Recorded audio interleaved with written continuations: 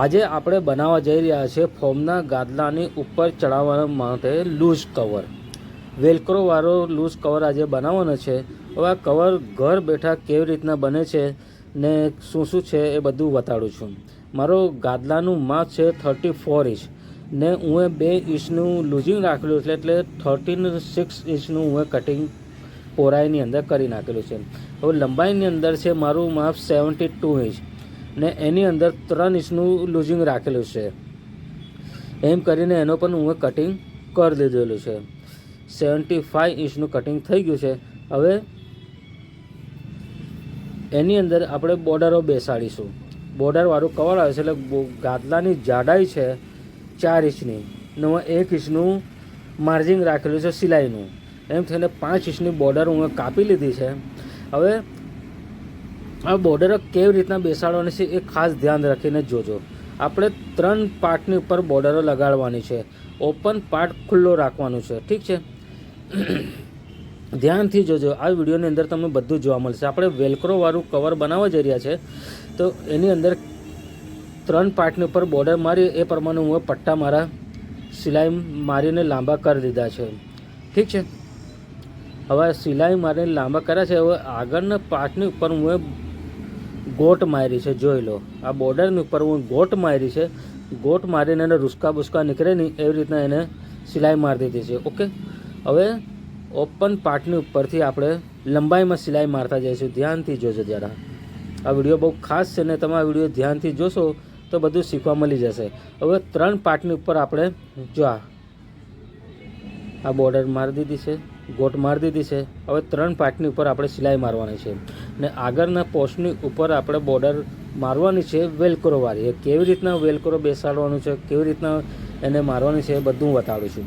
જો આ 3 પાર્ટની ઉપર બોર્ડર લાગી છે અને હવે ગોટ મારી દીધી છે. કેવી રીતના ગોટ વાગી રહી છે જ્યાં ધ્યાનથી જોજો, ઠીક છે. હવે ગોટની ઉપર આપણે સિલાઈ મારીને પાક્કું કરી દઈશું. જો આવી રીતના એને સિલાઈ મારી દઈશું. આ ગોટ મારી દીધી. હવે જે કાપડને સિલાઈ મારવા માટે ખુલ્લો રાખેલો હવે એને પણ સિલાઈ મારીને ઓકે કરી દઈશું. હવે 3 પાર્ટની ઉપર આપણી સિલાઈ વાગી ગઈ છે. હવે અપર પાર્ટની ઉપર સિલાઈ લાગી ગઈ.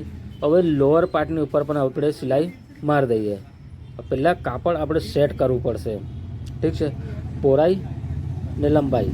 હવે જે બાજુથી કટિંગ થયેલું છે એ ભાગ પર આપણે અપર પાર્ટ પર લેવાનું છે અને એની ઉપરથી સિલાઈ જવા દેવાની છે. જો આ બોર્ડરો સેટ કરીને સરસ કાપડ સેટ કરીને હવે સિલાઈ આપણે 4 બાજુ 3 બાજુ મારી દઈશું. આવી રીતના કવરને આપણે સિલાઈ મારીને અપર પાર્ટ ને લોઅર પાર્ટ ઓકે કરી દઈશું. એને એકદમ બરાબર સિલાઈ મારીને પાક્કું કરી દઈશું. અહીં બાજુ જોઈ લેજો. આવી રીતના આખી સિલાઈ મારીને આપણો કવર આખો ઓકે થઈ ગયો છે, ઠીક છે.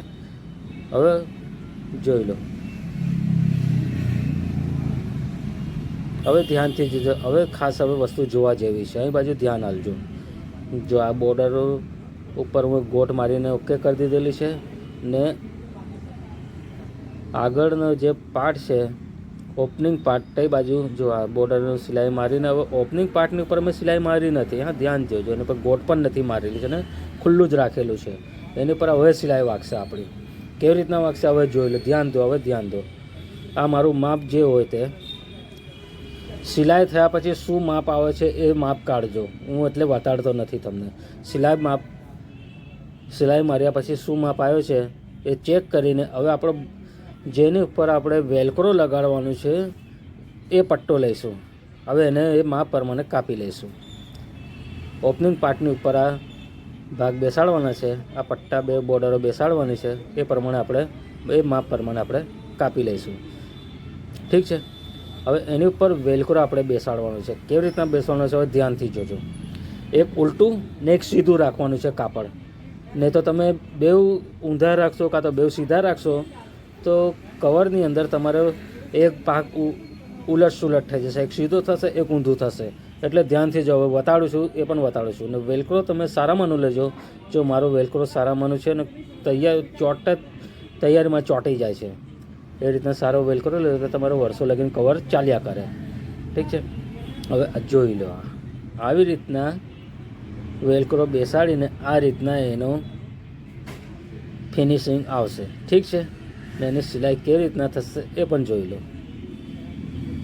હવે જો મેં વેલક્રો બેસાડી દીધા છે,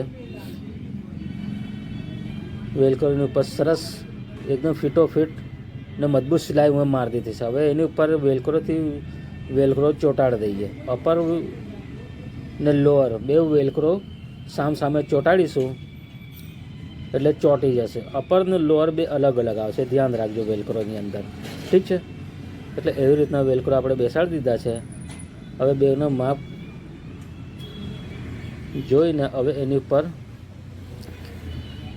બોર્ડરો કેટલી છે હવે એની બોર્ડર ચેક કરી લઈએ. બોર્ડર ચેક કરી તો આપણી બોર્ડર છે મોટી. આ વેલક્રોવાળી બોર્ડર છે મોટી છે, તો એને હવે માપથી આપણે કાપી લઈશું.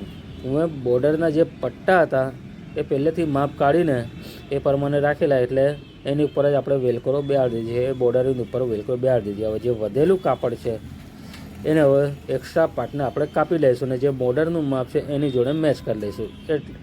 એ પ્રમાણે આપણે કાપી લઈશું. ઠીક છે, ધ્યાનથી સાંભળજો અને ધ્યાનથી જોજો. હવે આ વેલક્રોવાળી બોર્ડર જે છે એ અપર પાર્ટને લોઅર પાર્ટને જ ખાલી બેસાડવાની છે, એની ઉપર જ સિલાઈ મારવાની છે.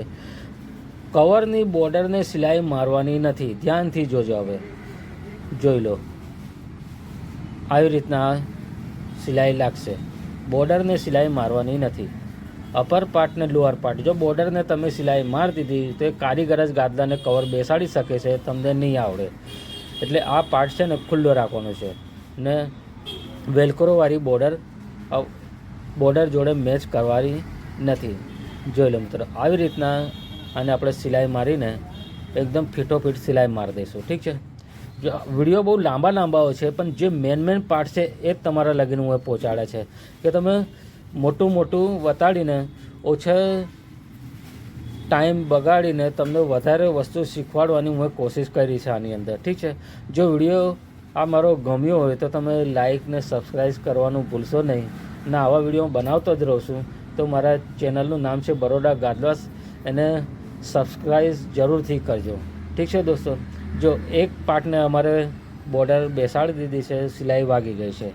હવે બીજા પાર્ટને પણ આપણે બોર્ડરની ઉપર પાક્કીને મજબૂત સિલાઈ મારી દઈશું. ઠીક છે, ના જે દોરા તમને દેખાઈ રહ્યા છે બહુ જાડા અને મજબૂત દોરાઓ છે, તો તમે એ પ્રમાણે દોરા લાવજો ને એવી રીતના એની પર મજબૂત સિલાઈ કરી દેજો. એટલે તમારો કવર વર્ષો લગીને ચાલે એવી રીતના મજબૂત ફિટોફિટ થઈ જશે. ઠીક છે, હવે જો લો કવર સિવાયને હવે આપણે એને ફરાઈને જોઈશું કે કેવું એના પર લુક ને ફિનિશિંગ આવેલું છે. ઠીક છે, ખૂણા છેડા સરસ રીતના બહાર કાઢી લઈએ ને. જો આવી રીતના આંગળી નાખીને સરસ રીતના છેડા બરોબર પહેલાં બહાર કાઢી લેજો. હવે વેલક્રો કેવો બેસ્યો છે ને કેવી રીતના બેસાડવાનો છે અહીં બાજુ ચેક કરી લો. ઠીક છે, જો આગળની પાસ પર જો ઉલટા સુલટ આપણે વેલક્રો બેસાડે છે, હવે આગળની પાર્ટ પર વેલક્રોના બે પટ્ટા જોઈ લો સીધા આવ્યા છે. ધ્યાન રાખો, આવી રીતના આપણે કવર તૈયાર કરવાનું છે. હવે ગાદલાની ઉપર હવે ચડાવીને જોઈએ કે આપણો ગાદલો કેવું દેખાય છે. જોઈ લો એનું લુક ને ફિનિશિંગ તમે જ જોઈ લો, કેટલું સરસ મજાનું કવર બન્યું છે ને. જોરદાર કવર બન્યું છે. એવી રીતના તમે ઘરે પણ કવર બનાવી શકો છો.